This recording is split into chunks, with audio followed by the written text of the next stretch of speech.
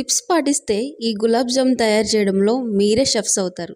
ఈ గులాబ్ జామ్ తయారు చేయడం అనేది ఎలా చేయాలో ఇప్పుడు చూద్దాం.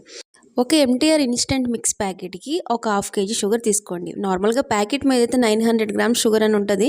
అలా వేస్తే ఎక్కువైపోతుంది కాబట్టి ఒక 500 గ్రామ్స్ షుగర్ తీసుకొని 500 ml వాటర్ పోసి ఇలా లైట్గా కరిగించి తర్వాత ఒక పొంగు తీసి, ఒక్క పొంగు అంటే ఒక పొంగు ఓకే, పాకాలు వచ్చేదాకా చేయకండి, తీసి పక్కన పెట్టుకోండి. తర్వాత ఇన్స్టెంట్ ప్యాక్ని తీసుకొని ఇలా కట్ చేసి ఒక ప్లేట్లో వేసుకోండి.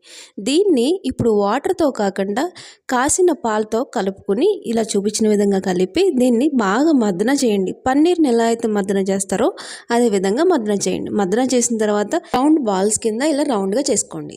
తర్వాత ఆయిల్ హీట్ అయిన తర్వాత వీటిని ఆయిల్లో వేసి ఫ్రై చేసుకోండి. ఇది అనేది మీడియం మీద ఫ్రై చేసి తర్వాత హైలో పెట్టి ఫ్రై చేసుకోండి. ఇందాక మనం పాకం రెడీ చేసాం కదా, దానిలో వేసి ఇలా పెట్టుకోండి. ఫైనల్గా పొయ్యి మీద ఇలా పెట్టి ఉడికి తెప్పించుకుంటే రెడీ.